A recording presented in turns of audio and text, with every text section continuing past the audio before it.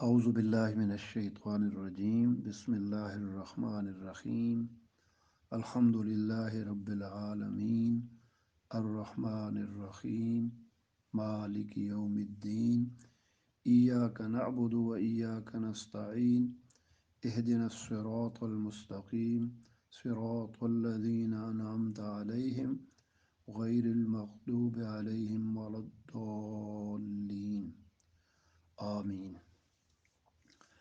آج کی اس مجلس میں ہم سورہ فاتحہ کے بارے میں چند چیزیں آپ سے شیئر کریں گے۔ سورہ فاتحہ جسے ام القرآن بھی کہا جاتا ہے، فاتحۃ القرآن بھی کہا جاتا ہے، بہت معروف سورہ ہے اور ہم ہر روز دن میں کئی بار اس کو پڑھتے ہیں۔ اور ابو ہریرہ رضی اللہ عنہ بیان کرتے ہیں کہ رسول اللہ صلی اللہ علیہ وسلم نے فرمایا، جس شخص نے نماز پڑھی اور اس میں ام القرآن نہیں پڑھی تو وہ نماز ناقص ہے، مکمل نہیں ہوتی۔ یہ ابو داؤد کی حدیث ہے جو میں نے بیان کی ہے۔ سورہ فاتحہ کے دنیاوی فائدے بھی ہیں اور اخروی فائدے بھی ہیں۔ دنیاوی فائدوں میں ہم اس کو پڑھتے ہیں اور اس سے بعض اوقات دم کرتے ہیں تو اس سے اللہ کے فضل سے افاقہ ہو جاتا ہے۔ بڑا مشہور واقعہ ہے کہ صحابہ ایک بار سفر پر تھے کہ ان کو شام ہو گئی اور انہوں نے گاؤں والوں سے اپنے ٹھہرنے کے لیے ریکویسٹ کی، تو گاؤں والوں نے یہ جانتے ہوئے کہ یہ محمد صلی اللہ علیہ وسلم کے دین کے پیروکار ہیں، ان کو ٹھہرانے سے انکار کر دیا۔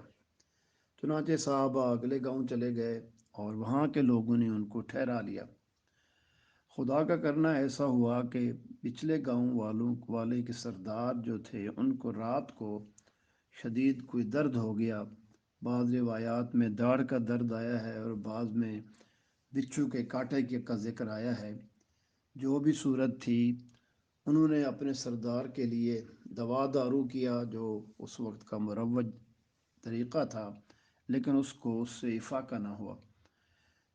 میں یہ کہتا ہوں کہ اگر وہ کوئی غریب آدمی ہوتا تو وہ کراتا رہتا، رات بھر گزار لیتا درد میں اور دن ہو جاتا، لیکن چونکہ وہ سردار تھا، جیسے ہمارے ملک کے بھی سردار ہیں جن کا علاج لندن سے پہلے نہیں ہوتا، اسی طرح جب اس سردار کی وجہ سے سردار تکلیف میں تھا تو سب نے طے کیا کہ ان محمد کے دین والوں کو صلی اللہ علیہ وسلم کو تلاش کیا جائے، ہو سکتا ہے ان کے پاس اس کا کوئی علاج ہو۔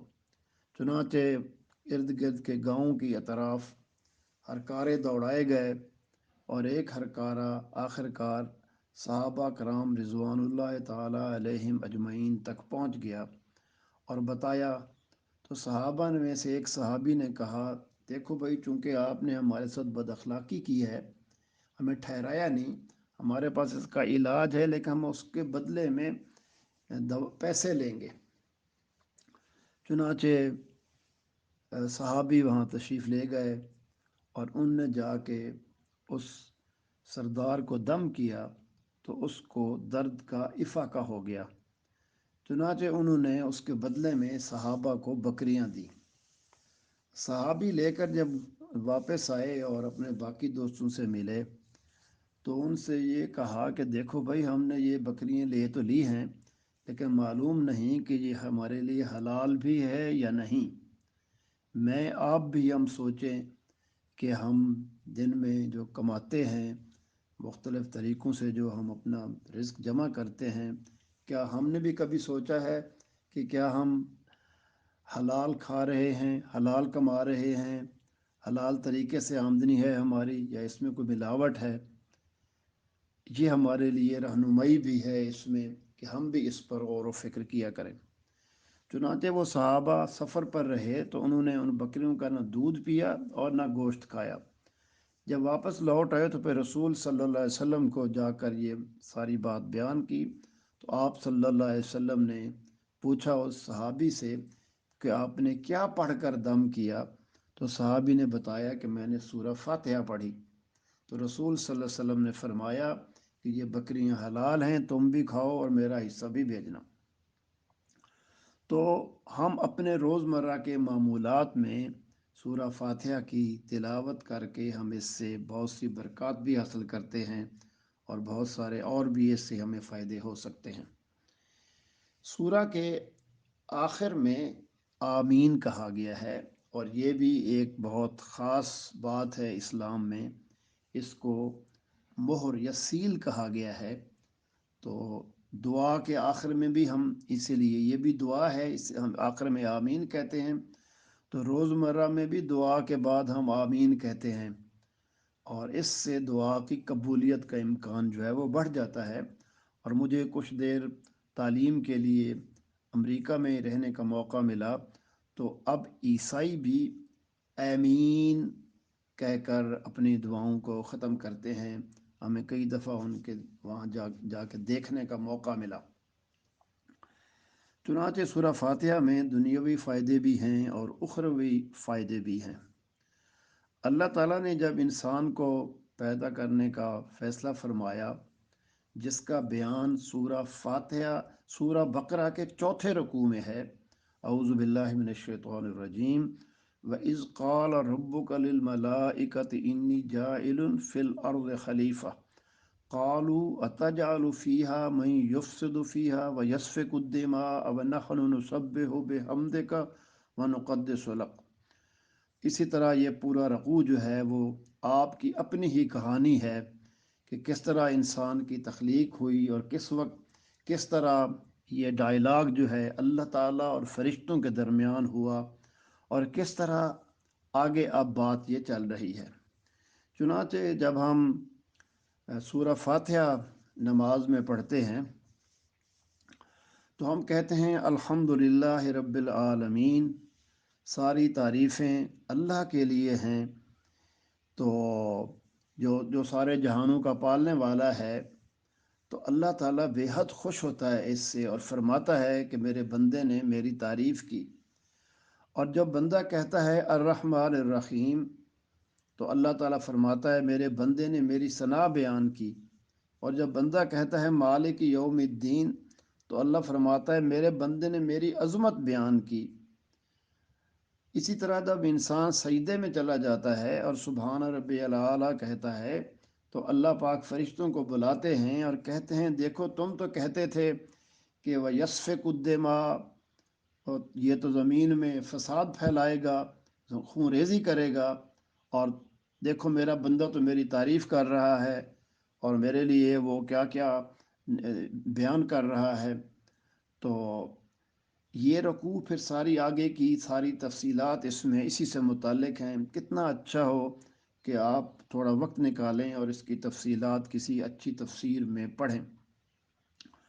تو پھر اس کے بعد اللہ تعالیٰ نے فرشتوں کو بتایا، تو فرشتوں نے کہا کہ ٹھیک ہے، اللہ نے انسان کو علم سکھایا، وَعَلَّمَ آدَمَ الْأَسْمَاءَ كُلَّهَا، آدم کو علم الاسماء دیا اور پھر فرشتوں کے سامنے پیش کیا، اور کہا کہ فرشتوں تم اب چیزوں کے نام بتاؤ، تو فرشتے نہ بتا سکے۔ اللہ نے انسان سے کہا، آدم سے کہا، تو آدم نے وہ بتا دیے۔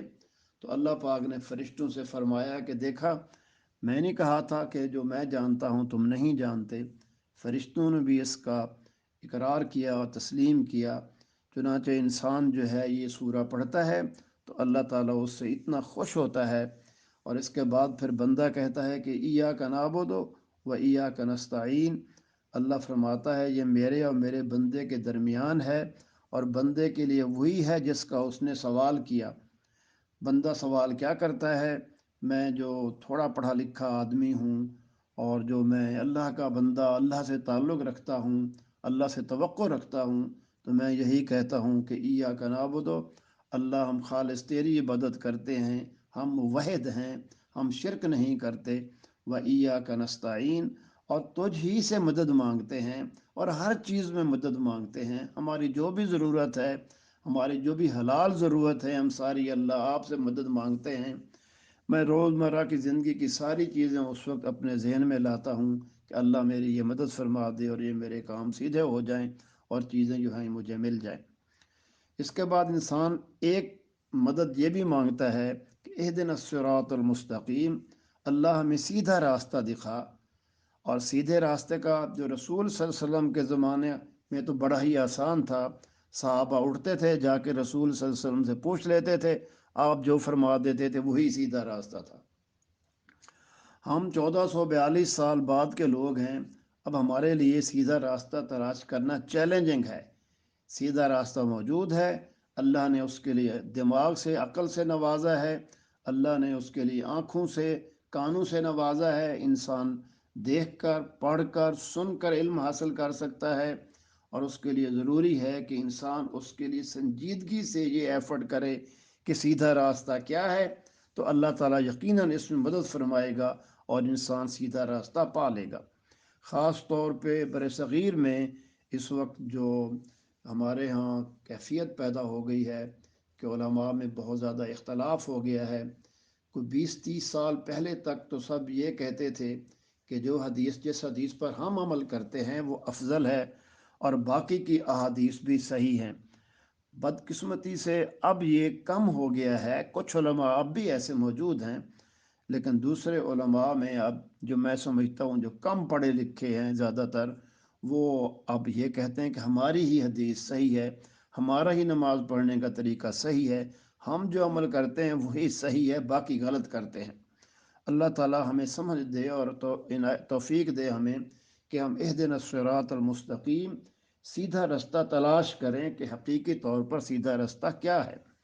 اور پھر سیدھے رستے کی خود قرآن نے جو تعریف کی ہے، صراط الذین انعمت علیہم، اللہ ان لوگوں کا راستہ جن پر تو نے انعام فرمایا، اور قرآن نے یہی بتایا ہے کہ من النبیین والصدیقین والشہداء والصالحین، یہ 4 لوگ ہیں جن کا راستہ سیدھا راستہ ہے جو قرآن نے بتایا ہے۔ تو آخر میں ہم کہتے ہیں غیر المغضوب علیہم ولا الضالین، اللہ ہمیں ان لوگوں کے راستے پر نہ چلا جن پر تیرا غضب ہوا اور جو گمراہ ہوئے۔ اور یہ بڑا وسیع معنی رکھتا ہے، اور علماء میں بعض کا خیال یہ ہے کہ مغضوب یہودی ہیں، اللہ کا ان پر بہت غضب ہوا ہے، بارہا ان پر پھٹکار پڑی ہے، بارہا ان کو سزا ملی ہے۔ اور ولادالین یعنی اس سے مراد عیسائی ہیں، جن کو اللہ نے سیدھا راستہ عیسیٰ علیہ السلام کے ذریعے دکھایا لیکن انہوں نے اس کو گنوا دیا۔ اور آخر میں ہم کہتے ہیں آمین۔ تو میں چند گزارشات بس کی ہیں۔ سورہ فاتحہ ہم روز پڑھتے ہیں، میں خود بھی ایک عرصے تک طوطے کی طرح الفاظ رٹے ہوئے تھے اور پڑھ دیتے تھے، کچھ پتہ نہیں تھا کیا کہہ رہے ہیں۔ حقیقت میں تو یہ اللہ سے انسان ہم کلام ہو جاتا ہے۔ ہم کہتے ہیں الحمدللہ، ساری تعریفیں اللہ تیرے لیے ہیں، رب العالمین، تو سارے جہانوں کا پالنے والا ہے، تو میرا بھی پالنے والا ہے، اور مجھے یقین ہے تو مجھے آگے بھی پالتا رہے گا۔ الرحمن الرحیم، تو رحمان ہے اور رحیم ہے، ساری انسانیت پر تو رحم فرما رہا ہے، کافروں پر بھی، پرندوں پر بھی، حیوانوں پر بھی، میرے اوپر بھی۔ اور ایک خیال یہ بھی ہے کہ رحمان اللہ ساری دنیا کے لیے ہے اور رحیم خاص مسلمانوں کے لیے ہے۔ تو الرحمن الرحیم، اللہ تو رحمان ہے، رحیم ہے، میں بڑی غلطیاں کی ہیں، میرے ساتھ رحم والا معاملہ فرما، میرے ساتھ کرم والا معاملہ فرما۔ مالک یوم الدین، اللہ تو بدلے کے دن کا مالک ہے۔ اور حدیث میں آیا ہے قیامت والے دن اللہ تعالیٰ یہ جو دنیا میں خدا بن گئے تھے اور کسی کی بات نہیں سنتے تھے، ان سے پوچھے گا لمن الملک اليوم، باسکتا طاری ہوگا تو اللہ پاک خود ہی پھر جواب دیں گے للہ الواحد القہار۔ تو ہم اللہ ابھی سے مانتے ہیں، ہم نے ابھی سے مان لیا ہے، ہم اب بھی ماننے والے ہیں، ہم قیامت والے دن بھی ماننے والے ہوں گے۔ اپنے فضل سے ہمارے اوپر رحم فرمائیے۔ ایاک نعبد و ایاک نستعین، اللہ ہم خالص تیری مدد کرتے ہیں اور تجھ ہی سے مدد مانگتے ہیں، ہمارے سارے معاملوں میں مدد فرما دے۔ اہدنا الصراط المستقیم، اللہ سیدھا راستہ اس وقت مشکل ہو گیا ہے تلاش کرنا، ہمارے دلوں میں وہ صحیح بات ہے جو ڈال دے، الہام کر دے اللہ ہمارے اوپر سیدھا راستہ کیا ہے۔ اسی طرح ہمیں مغضوب اور ولادالین لوگوں میں سے بھی بچا لے۔ اللہ مجھے اور آپ کو سمجھ اور عمل کی توفیق عطا فرمائے۔ وآخر دعوانا ان الحمد للہ رب العالمین۔